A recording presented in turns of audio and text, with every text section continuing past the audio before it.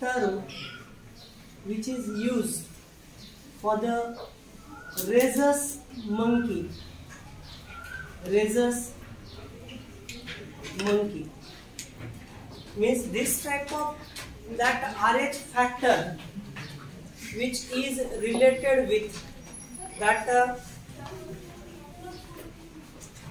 blood grouping is in monkey and human, which is resemble म्हणजे human being मध्ये आणि माकडांमध्ये असणारा रक्तगट RH फॅक्टर सेम असतो असं सायंटिस्ट लोकांनी सिद्ध करून दाखवलं की ह्यूमन बीइंग हे माकडाचे क्लोज मेंबर आहेत असं बरेच जण बोलता बोलता सहज बोलून जातात की आपले पूर्वज जे आहेत ते माकडं होते. आणि मग हे नेमकं याच्यामध्ये सत्यता किती हे पडताळून पाहत असताना त्यांना असं आढळलं की माणसामध्ये सुद्धा माकडांसारखा रक्तगटाचा एक फॅक्टर प्रेझेंट आहे, एक गट प्रेझेंट आहे. So the name is nothing but the RH factor. So from the rhesus monkey the term RH is used.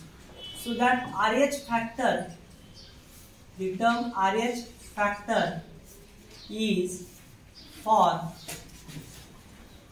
protein or antigen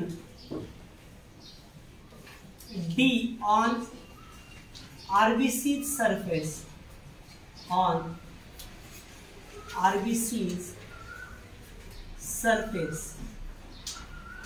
RBCच्या surface वरती या ठिकाणी काय असणार आहे, अँटीजन डी प्रेझेंट असणार. याच्यावरून दोन टर्म निघतात. जर RH फॅक्टर प्रेझेंट असेल so that is RH positive. RH positive कोणाला म्हणायचं, person with D antigen, person with D antigen on surface of RBC, we just take it as a RH positive. आणि दुसरा जो काही प्रकार आहे RH निगेटिव्ह म्हणजे person without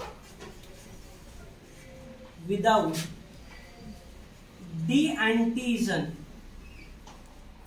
on the surface of RBCs. RBCs च्या सरफेस वरती जर D antigen नसेल तर त्याला म्हणायचं RH निगेटिव्ह. आता अँटीजन D तयार करण्याचं काम कोण करतो तुम्हाला चांगलं कळालेलं आहे बघा.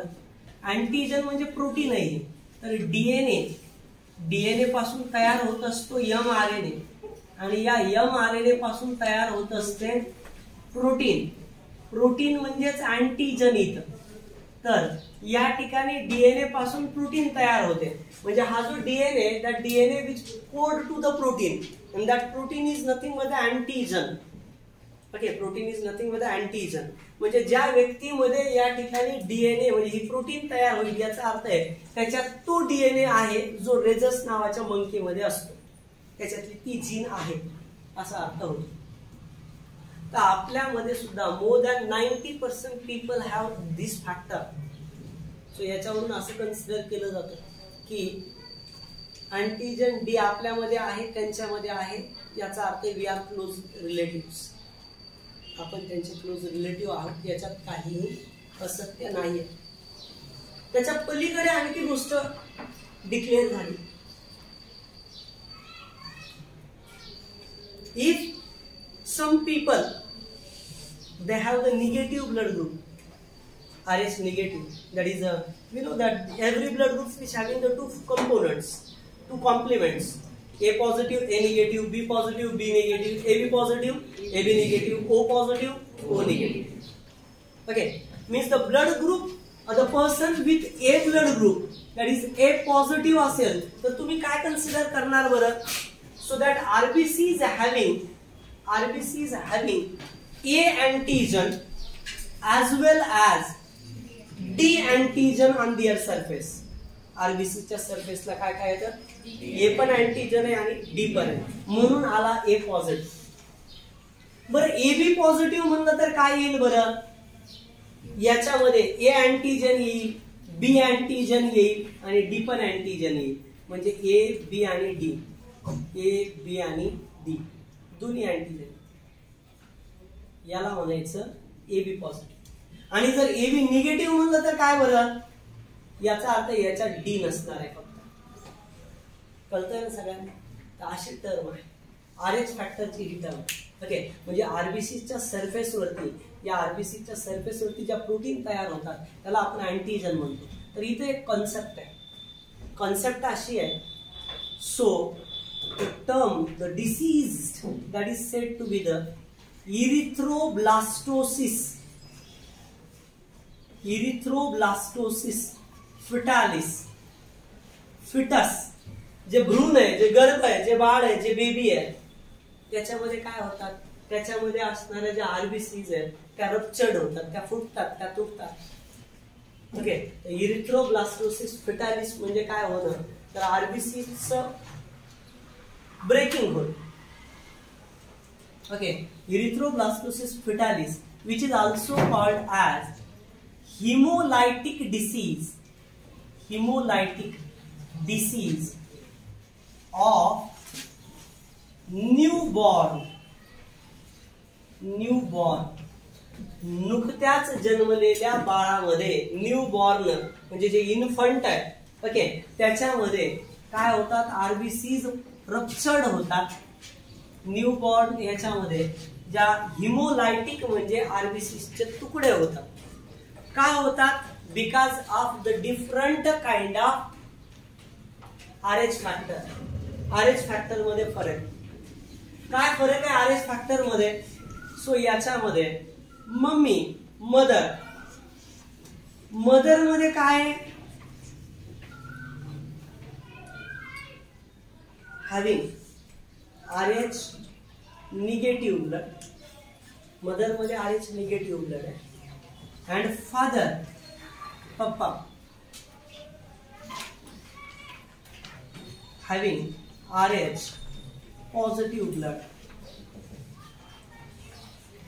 आर एच निगेटिव्ह म्हणजे स्मॉल डी म्हणजे स्मॉल डी जीन, म्हणजे जी जीन प्रोटीन तयार करण्यासाठी लायक नाहीये, कॅपेबल नाही. कॅपिटल डी किंवा कॅपिटल डी स्मॉल डी असेल, which is able to produce the protein. हे कॅपिटल डी म्हणजे जीन आहे त्याच्यामध्ये, अगेन ओके, ती जीन प्रोटीन तयार करेल, अँटीजन तयार करेल, म्हणून हे पॉझिटिव्ह आहे, ह्याच्यात होत नाही म्हणून हे निगेटिव्ह. यांच्या क्रॉसिंगनं यांच्यापासून जे बेबी फॉर्म होणार आहे after mating, produce the fetus और इन्फंट. इन्फंट म्हणजे नुकतंच जन्मलेलं बाळ, infant with RH positive nature, capital D small D. कारण याच्यात एक कॅपिटल आला म्हणजे अँटीजन तयार करण्याचं नेचर या बाळामध्ये पण आहे, म्हणून त्याच्यात आर एच पॉझिटिव्ह तयार झालं. बाळ आर एच पॉझिटिव्ह बापावर गेलं, ओके, आणि आई सारखं नाही. मग आता तुम्ही मला आईला राग आला असेल, कशात घ्या. तर इथं घडलं काय माहितीये का, इथं घडलं असं की पहिल्या डिलिव्हरीच्या वेळेला, ही जी फर्स्ट डिलिव्हरी आहे, या वेळेला फर्स्ट डिलिव्हरी मध्ये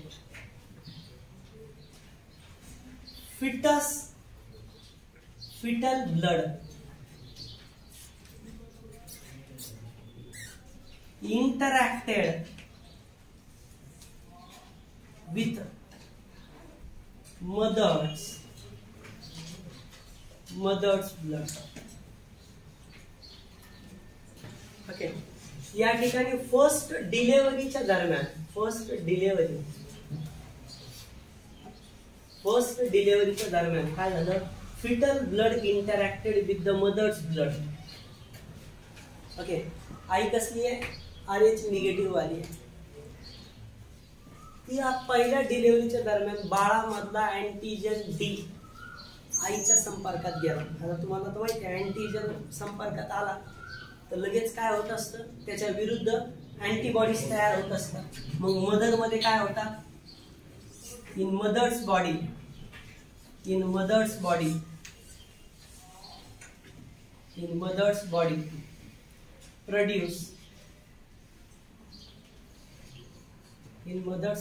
produce antibodies against कुणाच्या विरुद्ध, अगेन्स्ट डी अँटीजन. या डी अँटीजनच्या विरुद्ध त्या आईच्या शरीरात काय तयार झाल्या, अँटीबॉडीज तयार झाल्या. पूर्वीच्या काळात लोकांना हे कळत नव्हतं जास्त, त्याच्यामुळे व्हायचं काय माहिती का, लेकरं दगवायचे खूप जास्त. असं झाल्यामुळे गोष्ट अशी व्हायची की लोकांना कळतच नव्हतं की का मारायला लागले. ते म्हणायचे देवाची अवकृपा झाली दिसतीये, किंवा आणखी काही काही कारण सांगायचे लेकरं मारण्यामुळे. बट ऍक्च्युली रिझन काय होतं की lack of scientific knowledge. Science विषयाचं अज्ञान होतं त्यांच्याकडे, ज्ञान नव्हतं पूर्णपणे. त्याच्यामुळे त्याच्यावर ट्रीटमेंट आहे का, दवाखान्यात गेलं पाहिजे, डॉक्टरकडून प्रॉपर पद्धतीनं हे केलं, डिलिव्हरी वगैरे जे आहे त्या पद्धतीने होणं गरजेचं आहे, हे काही कळत नव्हतं. गावामध्येच डिलिव्हरी व्हायची त्यावेळेस. आणि आजही ते लोक अगदी छाती ठोकपणे सांगतात आमच्या काळात दवाखान्यात डिलिव्हरी होत नव्हती. Delivery okay. तर इथं जर तुम्ही बघितलं, so in mother's body produce antibodies against D antigen. Okay. So पहिलं बाळ नॉर्मल जन्माला आलं, याला काही धोका नाही का, कारण जन्माला आल्याच्या नंतर बाहेर येताना डिलिव्हर्ड होताना ब्लड ट्रान्सफ्यूज झाले थोडंसं, किंवा कॉन्टॅक्ट मध्ये आलंय, त्याच्यामुळं ट्रान्सफ्यूज म्हणजे थोडंसं कॉन्टॅक्ट मध्ये आलंय, त्याच्यामुळे इथं काय, या पहिल्याला काही धोका नाही, पहिलं निवांत विचार. पण तिथून पुढच्या बाळांना मात्र आता आईकडूनच धोका तयार झालाय. का, कारण बाळ जर दुसरं तिसरं काय आलं, RH पॉझिटिव्ह आलं तर काय होणार आहे, आई स्वतःकडच्या अँटीबॉडीज त्याच्याकडे सोडून त्याला मारून टाकणार आहे. आईला थोडे ना माहिती, आता तुम्ही म्हणाला ह्या प्रोटीनला थोडे ना माहिती असतं लेकराचं प्रेम आहे, आईचं आहे, कसं आहे, काय, आता असं नाही झालं पाहिजे. काय होणार आहे, आईच्या शरीरामध्ये त्याच्या विरुद्ध अँटीबॉडीज तयार झाल्या, त्याच्यामुळे काय होणार आहे. सो आफ्टर ओके काय, आफ्टर सेकंड अँड, आता हम दो हमारे दोच आहे, सबसिक्वेंट म्हणण्याची गरज नाही, पण तरी डोक्यात घ्या. ओके. सेकंड आणि त्याच्या पुढच्या काही डिलिव्हरीज असतील. पूर्वीच्या काळामध्ये मग बघा ना तुम्ही, लेकरं 10, 15 लेकरं असायचे जनरली, हे जे आहे ना. आणि याच्यात मग वाचायचे खूप कमी वाचायचे, कारण रोग होते, मेडिकल फॅसिलिटीज नव्हत्या. पॉप्युलेशन वाढलं का, तर पॉप्युलेशन वाढण्याचे हेच कारण आहे की मेडिकलचं फॅसिलिटी वाढत गेल्या. गावागावात आज डॉक्टर वगैरे प्रेझेंट आहे. जुने किस्से जर ऐकले तर लोक आपल्याला ऐकायला मिळतं की आमच्या गावात एक डॉक्टर यायचा, मलेरिया डॉक्टर, म्हणजे मलेरियाच्या गोळ्या देणारा एक डॉक्टर, ज्याला काही प्रॉपर दुसरं नाही, फक्त त्याचं काम तेवढंच समजा, कळतंय ना. म्हणजे असे एवढे जास्त डॉक्टर नव्हते, एवढे जास्त हेल्थचे इश्यूही नव्हते, आणि दुसरी महत्वाची गोष्ट म्हणजे त्याची डायग्नोसिसच्या मेथडही नव्हते. एखाद्याचा ऍक्सिडेंट झाला, मेंदूत रक्तस्राव झाला, कुठं बघण्याचे काय टेक्निक होते. आता काय झालंय, टेक्निक निघाल्या, किती अगदी जवळजवळ गेलेला माणूस वाचवता येतो. लक्षात घ्या, टेक्नॉलॉजी एवढा डेव्हलप झाला. म्हणजे थोडक्यात जर तुम्ही बघितलं, after second and subsequent deliveries or in second and subsequent deliveries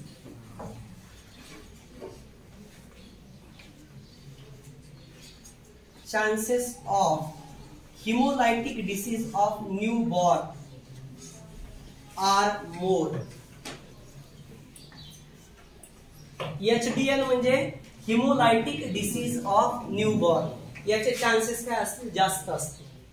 कधी, if baby is RH positive.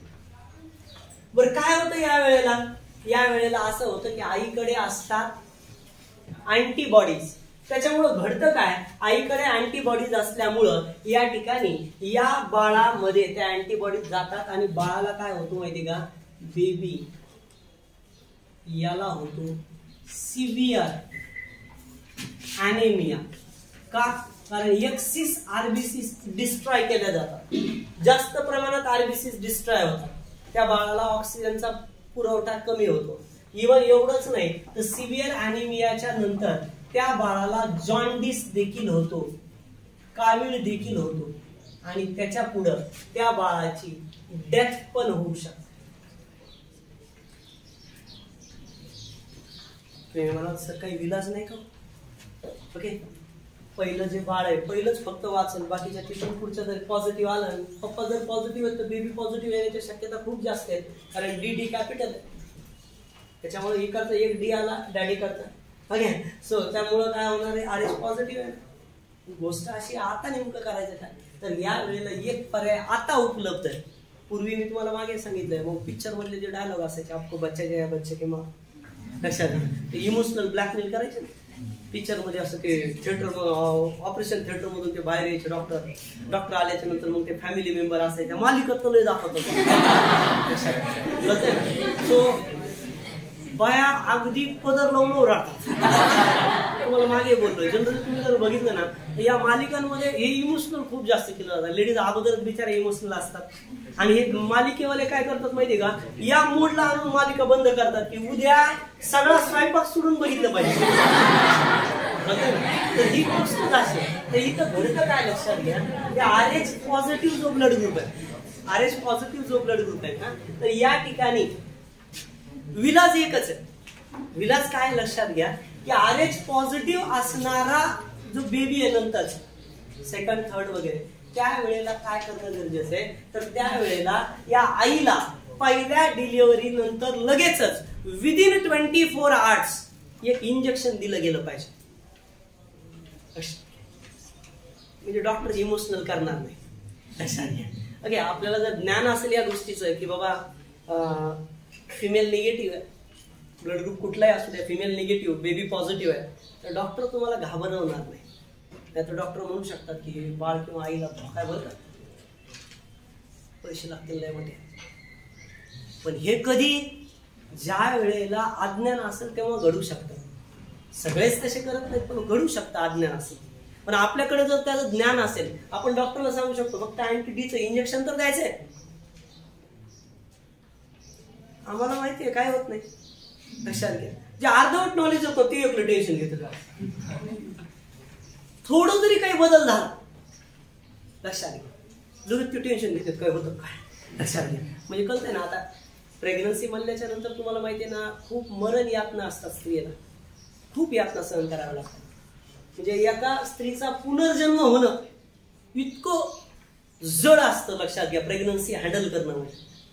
कारण तिला ज्या यातना होतात, अगदी प्रेग्नन्सीच्या 5व्या-6व्या महिन्यापासून तिला खाल्लेलं पचायला लागत नाही व्यवस्थित. पूर्ण हा भाग मुळे काय होतं, ऍब्डोमिनचा भाग हे होतो, रेस्पिरेशनला प्रॉब्लेम, रिच थ्रू रेस्पिरेशन होतं, प्रॉपर पद्धतीनं उठणं बसणं शक्य होत नाही. ओके, म्हणजे ह्या खूप यातना सहन करून जनरली बेबी जन्माला येतो. तुम्ही मी सर्वजण त्याच पद्धतीने आलो. जनरली तुम्ही जर बघितलं तर याच्यामध्ये तुम्ही या आईला जर आपण काय केलं, तर आईला जर समजा या पहिल्याच डिलिव्हरीच्या वेळेत, डिलिव्हरीच्या नंतर जस्ट आफ्टर और विदिन द 24 आवर्स और 48, ओके 24 लवकरात लवकर घ्यायला किती तर बेटर. लवकरात लवकर जर इंजेक्शन जर घेतलं तर त्या आईमध्ये काय तयार होणार नाही, अँटीबॉडीज तयार होणार नाही अँटीजनच्या अगेन्स्ट. म्हणजे दुसरं जरी बेबी असेल तरी त्याच्या वेळेस काही धोका होणार नाही. म्हणून काय करावं लागतं ट्रीटमेंटमध्ये, याच्यामध्ये ट्रीटमेंटमध्ये या ठिकाणी हे जे ट्रीटमेंट आहे, या ट्रीटमेंटमध्ये काय करावं लागतं, तर ट्रीटमेंटमध्ये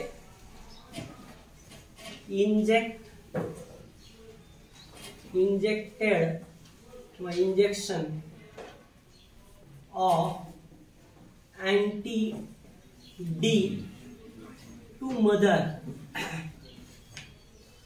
कधी पण विदिन 24 hours ऑफ डिलिव्हरीच्या 24 आवर्सच्या आतमध्ये ते इंजेक्शन दिलं गेलं पाहिजे. तर नॉर्मली बेबी पुढच्या बेबीला